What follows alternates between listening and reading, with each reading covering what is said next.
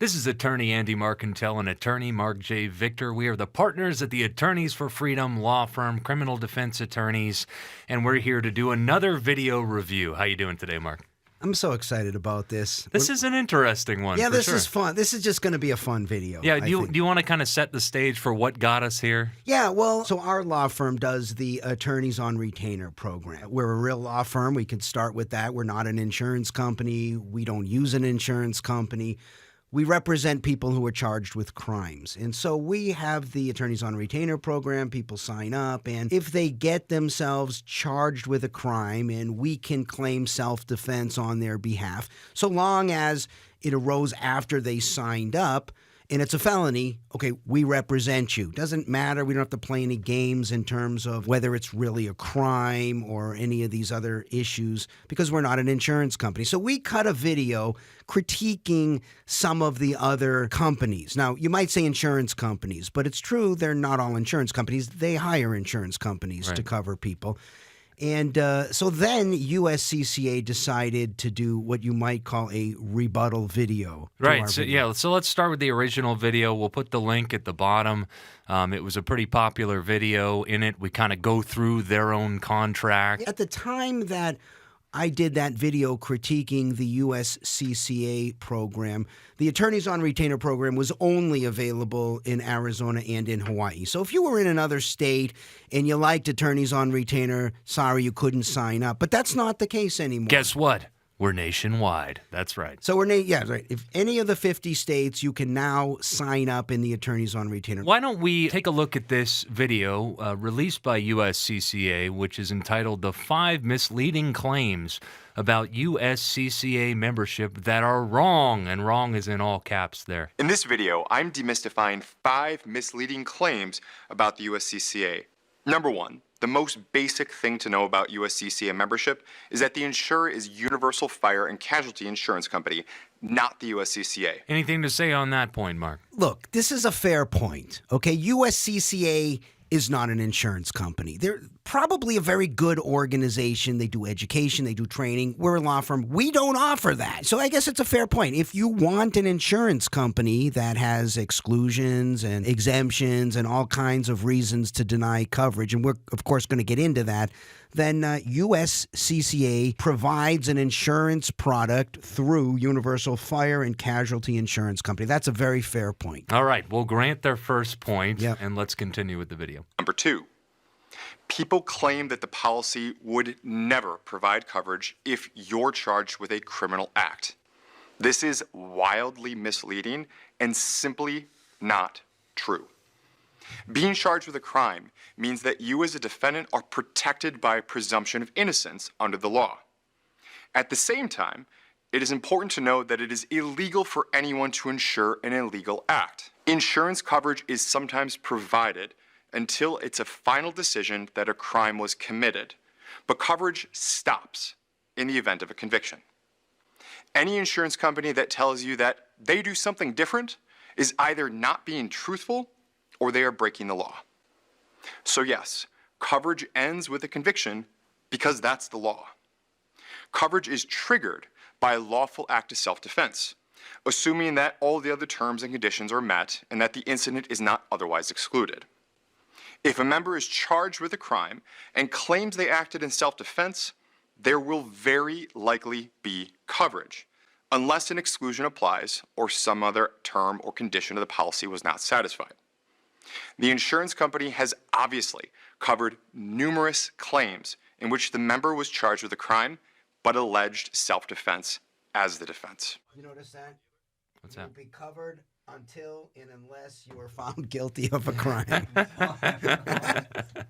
There's a lot to cover here, Mark. Okay, where do you want to start with this one? I don't even know where to begin with this one.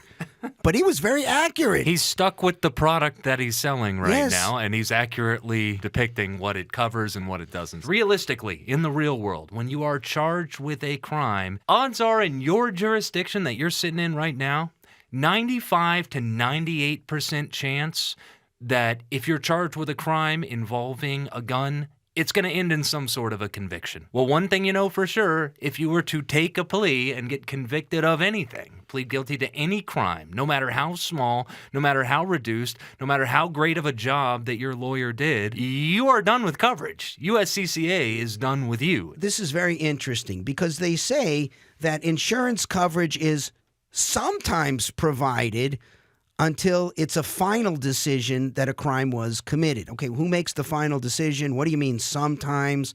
But they make it very clear it's illegal for any insurance company to insure against an illegal act. This is the problem with an insurance company. Right. This is not a problem with a criminal defense firm. We defend people who are charged with crimes and who actually are guilty of crimes. Maybe not exactly what they're charged with, maybe a lesser included or something else. We don't have this problem, so we don't have to dance around these kinds of things. But the point that you're making, Andy, is you might be found guilty at trial. You might plead guilty because you got a much better deal. Imagine you're charged with first or second. You might want to take a deal to a manslaughter, a negligent homicide, something else lower. But now you got a real problem if you're dealing with this insurance company because you know if you take that deal, coverage is automatically, unquestionably, based on that video, terminated. Who's going to handle your sentencing? You're going to hire a new lawyer to come in and get up to speed in the 30 or 60 days you might have before sentencing? I thought it was an interesting line. Coverage is triggered by a lawful act of self-defense. Well, this is the whole point of the forthcoming criminal case, of course, is to determine whether or not it was a lawful act of self-defense. So I'm not sure who decides it before it's been litigated and determined in court. I'm not sure exactly who decides it preliminarily before conviction or before adjudication. I also really enjoyed this line. If you're charged with a crime and you claim self-defense, it's, quote, very likely that there will be coverage, unless, of course, there's an exclusion or a term or a condition or something that says no coverage.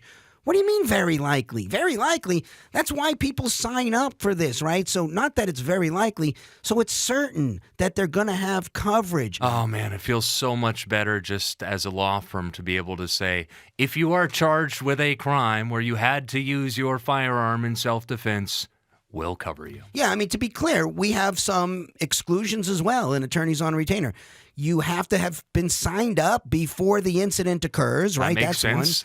One. It's got to be a felony. We're not covering misdemeanors here, although if you're charged with a misdemeanor, we'll work something out. We're a law firm. We represent people in misdemeanor cases, but it's got to be a felony. It's generally going to be a felony if it involves this type of a crime. And we got to at least ethically be able to claim self-defense, which means you're probably not dealing with a bank robbery situation, right? But something where somebody says, look, I believed I was acting in self-defense. Even if that belief is unreasonable, we as lawyers can still make that claim, right? You got a right to get up on the stand and say, look, I acted because I was in fear for my life or a serious physical injury, as long as we're not ethically prohibited. And of course, if we were ethically prohibited from bringing that claim, all lawyers, whether you hired them out of your pocket or not, would also be ethically barred from bringing that claim. So as long as we can bring a non-frivolous self-defense claim, you're covered. No problem. Wherever you are in the United States, we don't have to dance around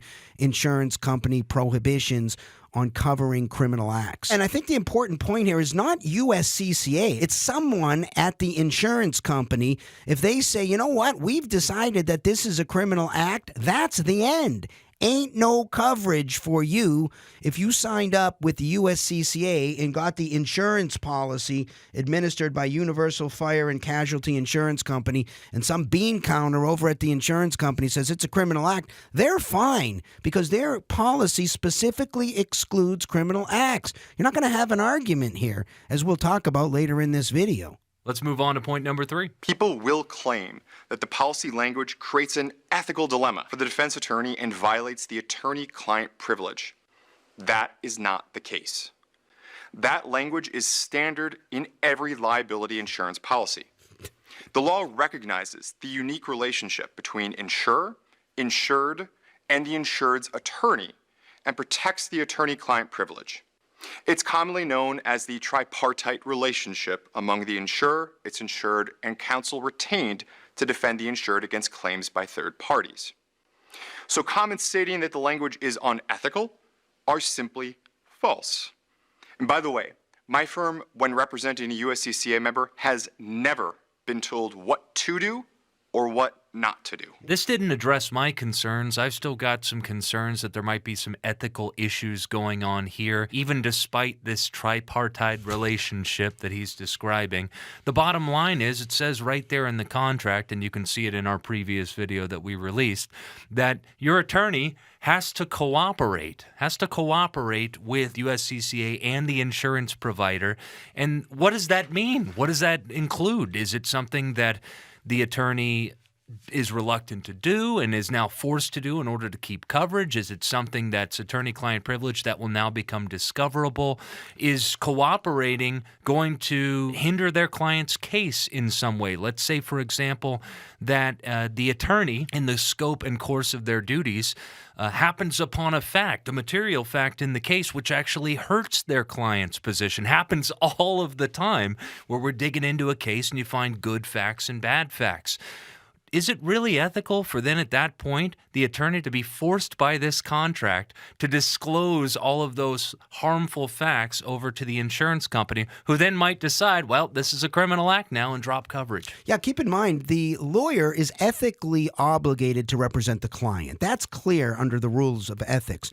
On the other hand, we can't ignore the money. Follow the money. Who's paying the lawyer, right? The lawyer is being paid by the insurance company, and the insurance company specifically knows, hey, if this isn't self-defense, if there's a problem here, if this is a criminal act, we don't have to pay. Right. And so you want your contract renewed? You want to get another case from us? Here's what we know from doing our own research and talking to other lawyers who were involved and who actually provided coverage, at least for a short time, under USCCA. We know that if the insurance company determines there was a crime here, even before a conviction occurs, they have the right to unilaterally stop paying the lawyer, and then the lawyer is off the case and the insured is now SOL. I could imagine a really, really tough ethical scenario here. If I was being paid by USCCA and representing one of their insured, and I stumble upon a bad fact while I'm looking through the discovery for my client, these guidelines seem to indicate that I may have to turn that stuff over to the insurer, knowing that if they think that it's bad enough, and if they unilaterally decide, oh my goodness, this is evidence of a criminal act, that my client, who I have a duty of loyalty, might be SOL because they decide to stop the coverage.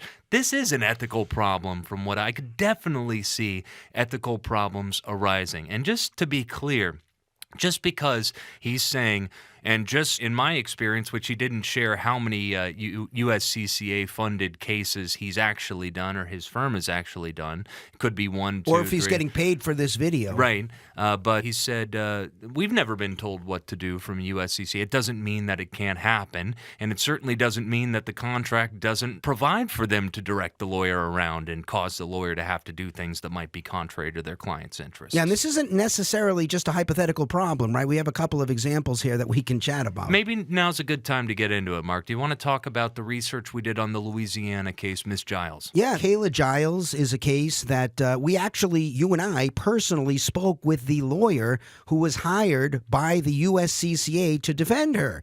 She had signed up in USCCA. She was a member. She got into an incident. I think it was an ex-boyfriend or an ex-husband or something, and was pounding on her door, and she pulled out her firearm. It was in fear for her life. She fired through the door. I think she killed the guy. It was a murder case.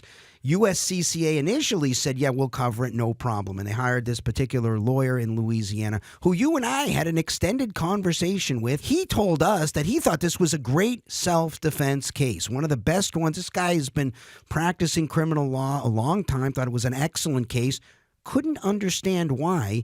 After he provided the discovery in the case to, I want to say USCCA, but I think I'll be more accurate after watching this video, to the insurance company. Right. They looked at that discovery and said, nope, we've decided this is a criminal act, and they flat cut her off. And that was before conviction. Early in the case. All this video says about you're protected by a presumption of innocence. That's kind of a term of art in the legal world. That kind of means until conviction, until you're actually adjudicated guilty of something.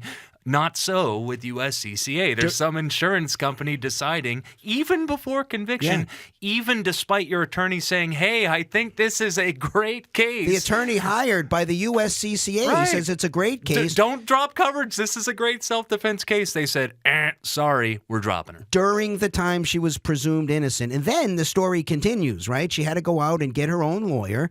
She actually went to trial. She lost at trial. She was convicted. She then sued the USCCA and said, hey, you guys should have provided me coverage. And of course, the court did exactly what the court would do. They looked at the contract and said criminal acts are excluded. You lose. Right. And that's exactly what happened to Miss Giles. That was her experience.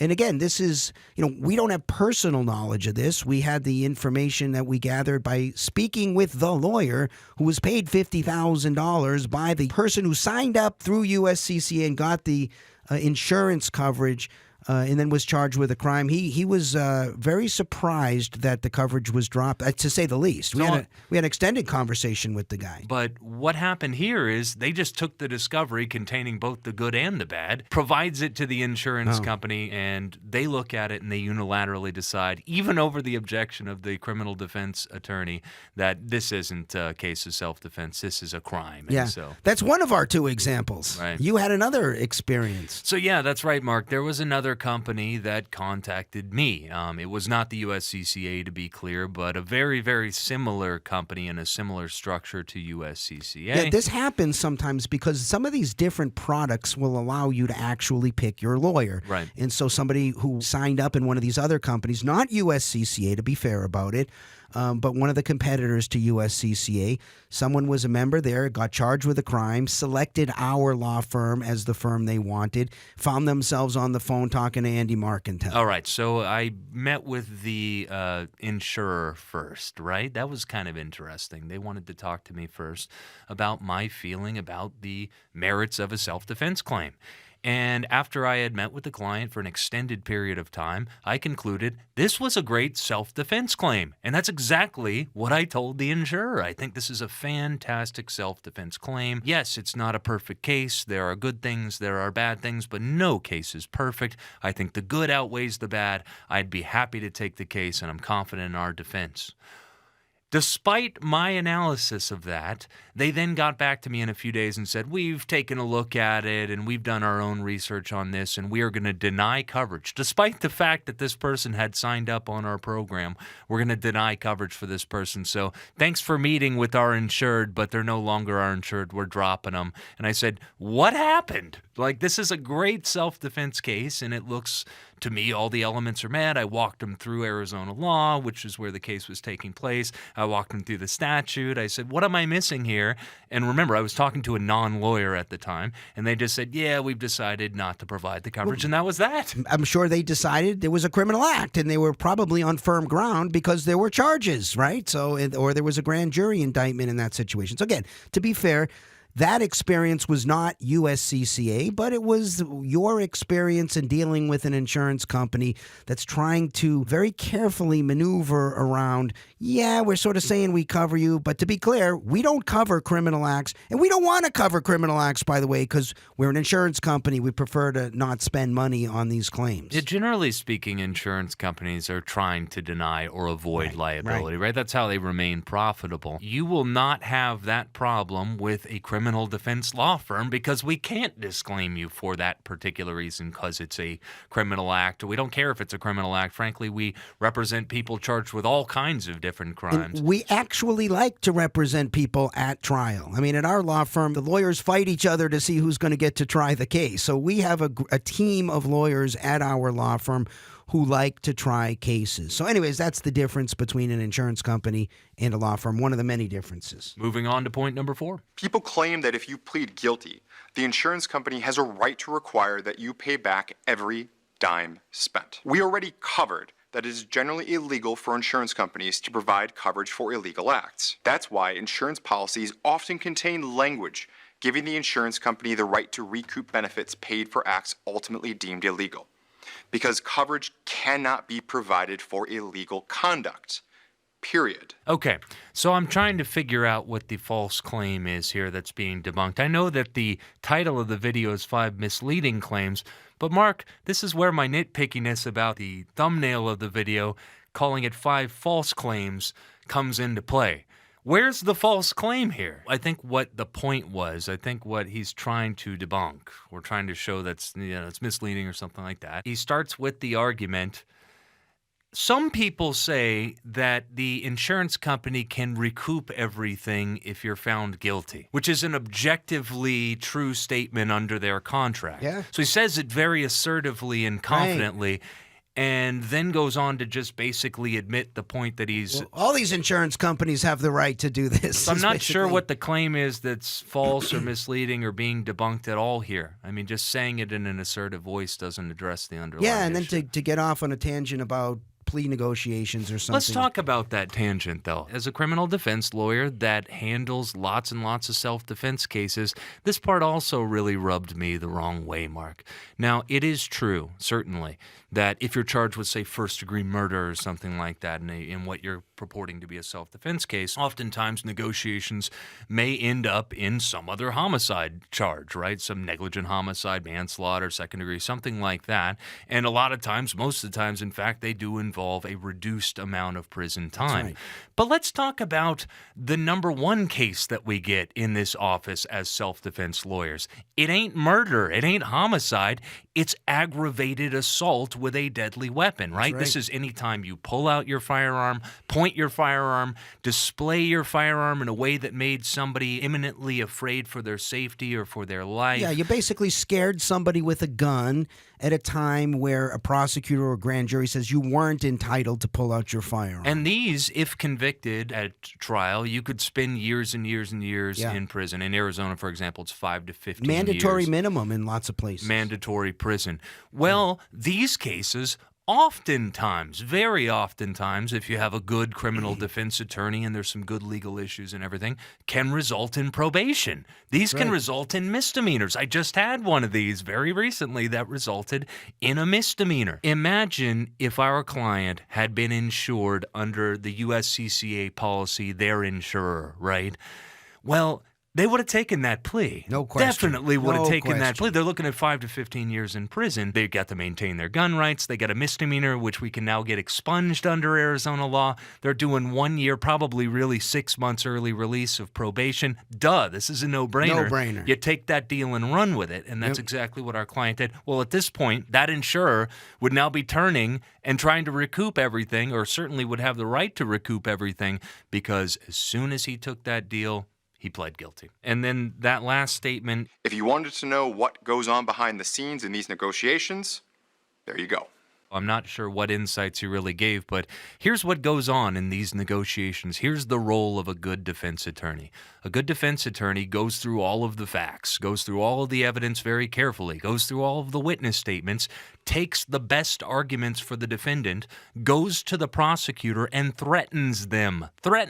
Usually after a very detailed written letter sometimes to the prosecutor, maybe the prosecutor's supervisor, laying it all out. Here's the strengths of our case and why you're going to lose that trial, right? They got to think, we are not afraid to go to trial, and if we go to trial, we might win. The prosecutor has to be convinced that Yeah. your attorney has a good Right. shot at winning a trial. And based on that, if they really do believe that your attorney could win at trial, they're going to be highly incentivized to pony up something, some sort of a deal, Right. to buy the case from your client, something that allows them to avoid prison exposure for years and maybe end up with probation or something that maintains their gun rights or something like that, okay? The better your lawyer is at threatening them, the better the deal you can expect. And the whole purpose of a criminal defense attorney is to get you the absolute best plea deal that you can possibly get and put you in the absolute best position for trial you can possibly get. And then let you make your decision. And when you get Right. to that crossroads, you educate the client, you explain the risks and benefits of both sides. But if you do a really good job of threatening that prosecutor and you show them how good you are, how good that looks for your client to go that path to trial, you can expect proportionately to get a better plea offer. That's actually generally how these things go behind the scenes. Our Just job, FYI. Our job's to get you out of the jungle, right? The path out of the jungle starts with two really important pieces of information. What does this case actually look like if it goes to trial? And what are you looking at if you lose? And then the second piece of information, what's the best possible plea you're ever going to get on this case? And then that's what the discussion is about. It's about risk tolerance. And we let the client decide. And once the client makes their decision, we move forward. If they take a plea, we don't say, sorry, we're off the case. That's the end. Coverage ends at that point. No, we move to sentencing and we try to get the best deal, usually with a pre-sentence hearing, by laying out all the mitigating factors and all the arguments about why the judge should give a sentence at the low end of the discretionary range. That's what lawyers do. This is why dealing with an insurance company is so different than dealing with a law firm that has experienced lawyers who actually do this stuff every day. All right, moving on to misleading claim number 5. People claim that the insurance company only covers civil matters, not criminal. Let me be crystal clear. The policy clearly affords coverage for a member's criminal defense expenses and even bail. This is different from some other ways to get help with criminal defense expenses in self-defense situations that may help pay your attorney's fees, but won't be able to help you to get home to your family by having coverage for bail expenses. I'm not even sure what the claim is that's trying to be debunked here. I don't know. I mean, it sounds like he's saying some people say it's just civil. Be assured we cover criminal expenses. Okay, I guess you can say that. I mean, you look at the contract, as I said, exclusions, criminal acts. Criminal acts. Seems pretty clear. But then what I thought was so fun about this particular video, as soon as he finished telling you about, make no mistake, some people say it's only civil coverage, but we cover criminal expenses and bail and some other things. Then you get this huge disclaimer at the end, right? Which is kind of like, everything we just said in this video, forget all of that, because it says in actually buried in the middle of the disclaimer, and I'm going to read it because I wrote it down. There it is, hiding in the middle there. Right there, buried in the middle of the disclaimer at the end of the video, it says, information provided herein is for informational purposes and is not intended to be a representation of coverage that may exist in a particular situation. Huh? You mean like everything we just said in this video, it's just for informational purposes? It's just informational. Just informational purposes. Don't hold us to any of that stuff.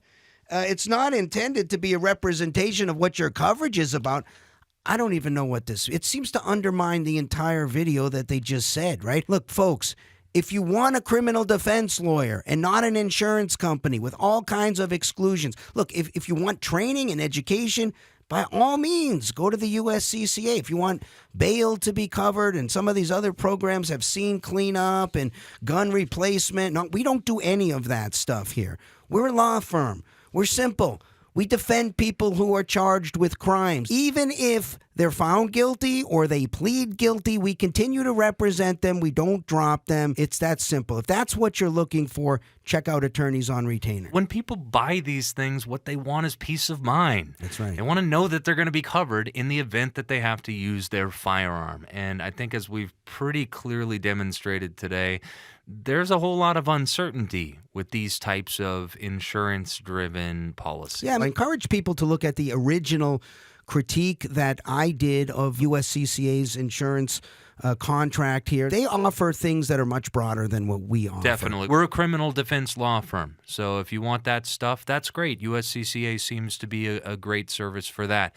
But if you want peace of mind and good, competent, high-quality, aggressive criminal defense representation, that's where we come in. Yeah, we're just highlighting the difference between the two products is really what we're trying to do. We're having people understand a product that's administered by a law firm, if you're looking for a lawyer, is probably a better product than an insurance company with a lawyer you don't select that has maybe divided loyalties to the insurance company that's paying the freight on the case and maybe to the person they're representing. So, look, I hope lawyers in that situation will do the right thing and properly discharge their ethical duties to the client regardless of who's paying the bill.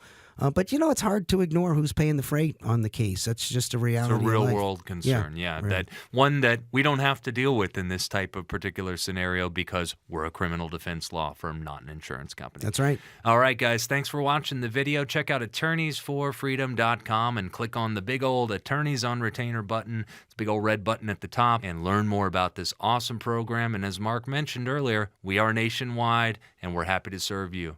Thanks a lot, Mark. Good talking to you, man. It was a fun video.